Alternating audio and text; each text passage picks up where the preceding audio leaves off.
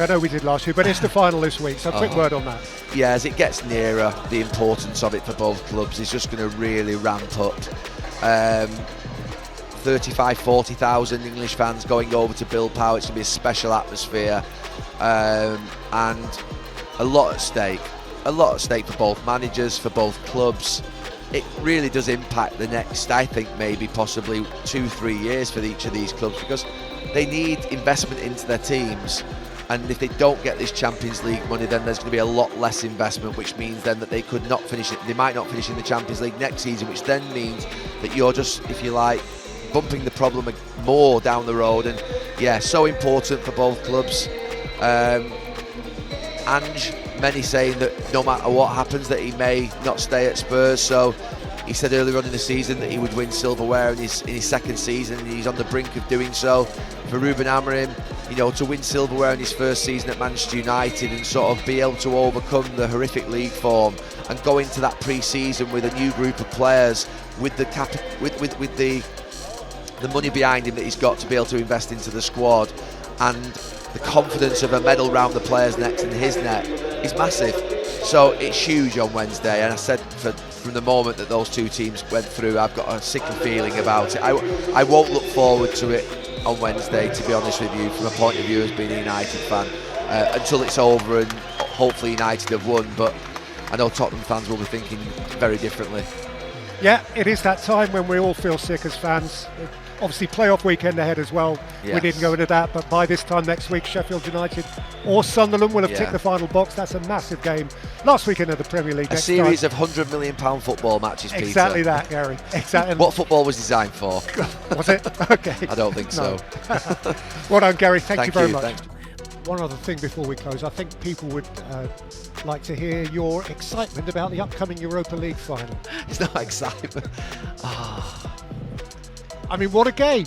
Yeah. What a game that is. Between 16th and 17th in the Premier League. I mean, from watching it today.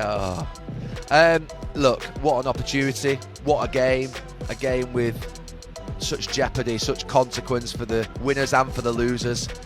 A magnificent night awaits for the winner, and a horrible night awaits for the loser. And to be fair, I said it earlier on in the week, and I don't know if any other United fans are feeling the same. You know, there is an excitement about a final, but there's also that sickly feeling of it's got to go right, and that's always been the same in football. You know what's at stake, but it feels more at stake just because of the fact it's an English team.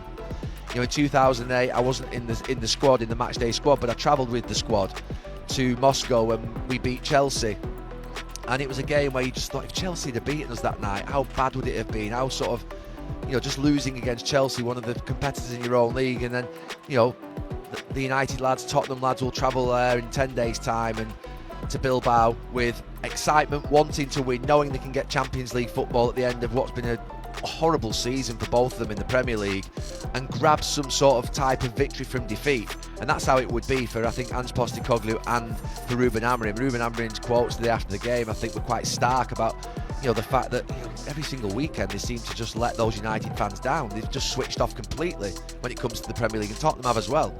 And it's all eyes towards that final, so much at stake. Half anxious, half excited, half nervous, half worried to death. You've just talked about that Moscow final, yeah. That Moscow final that went to penalties, and John Terry's famous. I mean, a penalty shootout in Bilbao. I mean, it doesn't bear thinking about for either side, does it? No, it doesn't, Peter. I'm sorry. I'll let you drift away on that thought. It doesn't. No. Look, it's 10 days away. People might say, well, Gary, you played in finals, you played in FA Cup finals, and, you know, I didn't quite feel like this. But I do remember the couple of years where I missed a game or two and I missed a couple of finals, and I felt, you know, back then, that sickly feeling of the penalties in Moscow, and that horrible feeling of thinking, you know, in Barcelona when we lost that final, in Rome when we lost that final to Barcelona, that sickly feeling of being sort of there and watching, knowing the fans, 15, 20,000, 30,000 of them had travelled. Yeah, there's a lot at stake, a lot at stake.